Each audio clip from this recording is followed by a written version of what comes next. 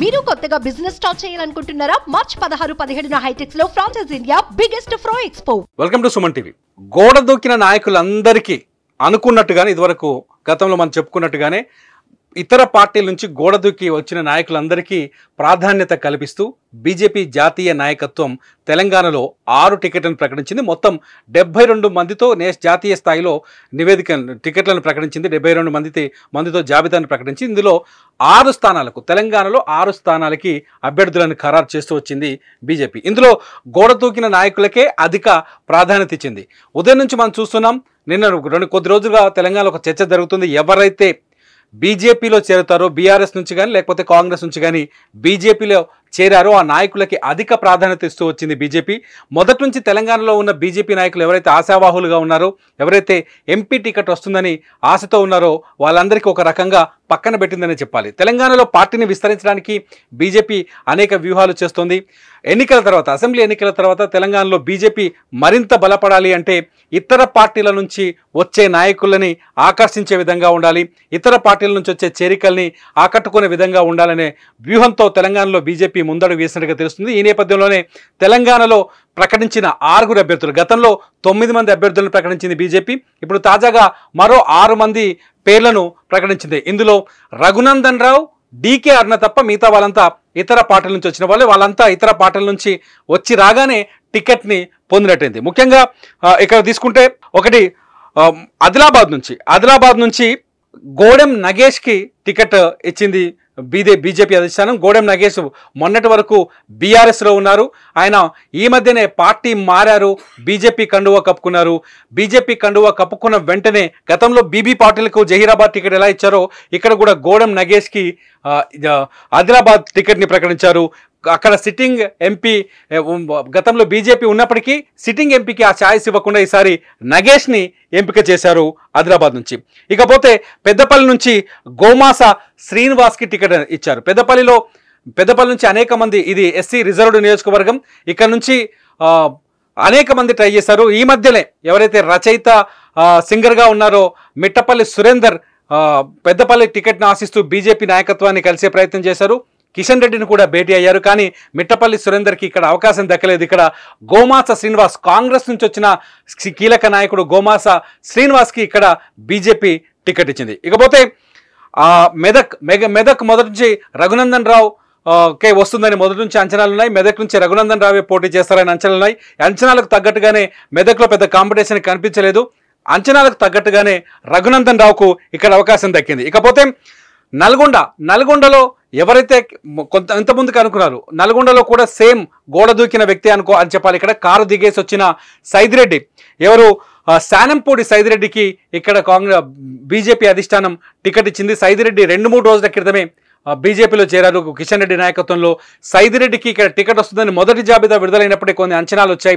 Saidireddy party మారబోతున్నారు, సైదిరెడ్డికి Nalgonda ticket ఇస్తారనే ప్రచారం జరిగింది. ప్రచారం తగ్గట్టుగానే సైదిరెడ్డికి నల్గొండ టికెట్ని ఇచ్చారు. ఇక మహబూబ్ నగర్కి వచ్చేసరికి డీకే అరుణకి ప్రాధాన్యత దక్కింది. డీకే అరుణ ఎప్పుడైతే కాంగ్రెస్ పార్టీ తెలంగాణలో అంటే రాష్ట్ర విభజన తర్వాత డీకే అరుణ కాంగ్రెస్ వదిలేసి బీజేపీలో చేరారు. బీజేపీలో కీలక స్థాయిలో పనిచేస్తున్నారు.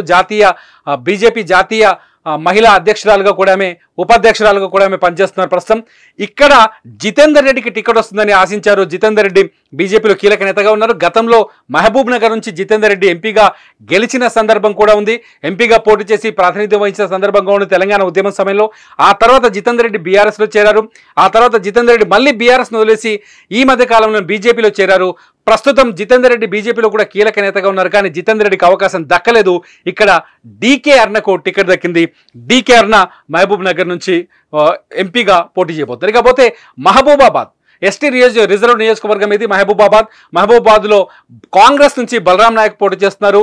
గతంలో బీఆర్ఎస్ నుంచి సీతారాం నాయక్, ఎవరైతే కాకతీయ యూనివర్సిటీలో ప్రొఫెసర్గా పనిచేశారో సీతారాం నాయక్, ఆయన తెలంగాణ ఉద్యమంలో కూడా కీలకమైన పాత్ర పోషించారు. అంతేకాదు అప్పటి మాజీ ముఖ్యమంత్రి కేసీఆర్కి అత్యంత దగ్గరగా పనిచేశారు, అనుచరుడుగా పనిచేశారు. కానీ కొద్ది కాలంగా సీతారాం నాయక్ బీఆర్ఎస్కి దూరంగా ఉన్నారు.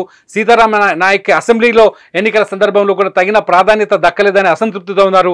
ఈ నేపథ్యంలోనే సీతారాం నాయక్ బీఆర్ఎస్కి నమస్తే పెట్టి ఈ మధ్య 2-3 రోజుల క్రితమే బీజేపీలో చేరారు. బీజేపీలో చేరిన వెంటనే సీతారాం నాయక్కి టికెట్ని కేటాయిస్తూ అధిష్టానం కీలక నిర్ణయం తీసుకుంది. ఇకపోతే తెలంగాణలో ఇంకా 2 నియోజకవర్గాలు, మొత్తం 15 లోక్సభ స్థానాలకి ఇప్పటికే బీజేపీ అభ్యర్థుల్ని ప్రకటించింది. గతంలో ప్రకటించిన 9 మంది ప్రచారంలో బిజీగా ఉన్నారు. ఇంకొక 2 లోక్సభ పార్లమెంట్ నియోజకవర్గాలు పెండింగ్లో ఉన్నాయి. ఒకటి వరంగల్, రెండోది వచ్చేసి ఖమ్మం. ఖమ్మంలో ఎవరికి టికెట్ కేటాయిస్తారు? ఎందుకంటే ఖమ్మంలో కాంగ్రెస్ బలంగా కనిపిస్తోంది. ఖమ్మం అన్ని అసెంబ్లీ సెగ్మెంట్లలో కాంగ్రెస్ ఘనమైన విజయం సాధించింది. ఖమ్మంలో బీజేపీ అభ్యర్థి ఎవరు అనేది కొంత చర్చ నడుస్తుంది. ఇటుపోతే వరంగల్ అభ్యర్థిని కూడా దాదాపు ఖరారు చేసినట్టుగా తెలిసింది బీజేపీ. వర్ధన్నపేటలో బీఆర్ఎస్ ఎమ్మెల్యేగా ఓటమి పాలైన ఆరూరి రమేష్కి వరంగల్ బీజేపీ అభ్యర్థిగా టికెట్ ఇస్తారని చెప్పేసి చర్చ జరిగింది. కాకపోతే ఆరూరి రమేష్ ఇప్పటికే తన కర్యకర్తలతో సమావేశమై తన నిర్ణయాన్ని ప్రకటించేలోపే బీఆర్ఎస్ మరోసారి ఆయన్ని కబ్జా చేసినంత పనిచేసింది. వరంగల్ జిల్లా మంత్రి ఎవరైతే ఉన్నారో ఎర్రబెల్లి దయాకర్ రావు ఆరూరి రమేష్ని సముదాయించేందుకు ఆయన దగ్గరికి వెళ్ళి ఆయన తీసుకొని ముఖ్యమంత్రి, హైదరాబాద్లో ఉన్న మాజీ ముఖ్యమంత్రి కేసీఆర్ ఇంటికి తీసుకొచ్చారు. ప్రస్తుతానికి ఆ చర్చలు కొనసాగుతున్నాయి.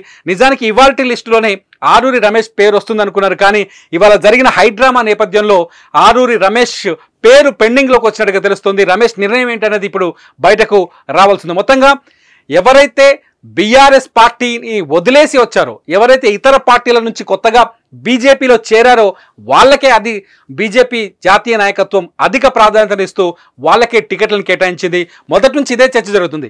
తెలంగాణలో బీజేపీ విస్తరించాలంటే వలసల సంఖ్య పెరగాలి, ఇతర పార్టీల్లోంచి వచ్చే నాయకుల సంఖ్య పెరగాలి, ఇతర పార్టీల నుంచి వచ్చే క్యాడర్ పెరగాలి. అప్పుడే తెలంగాణలో బీజేపీ అసెంబ్లీ ఎన్నికలను కూడా ఢీకొట్టే పరిస్థితికి వెళ్తుంది.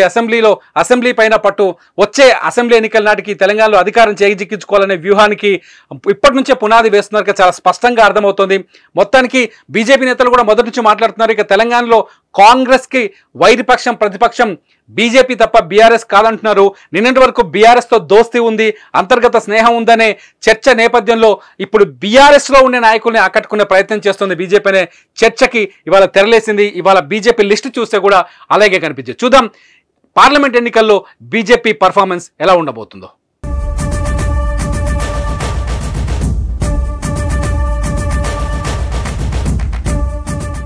సుమన్ టీవీలో మీ పర్సనల్ అండ్ బిజినెస్ ప్రమోషన్స్ కోసం కింది నెంబర్కి కాంటాక్ట్ చేయండి.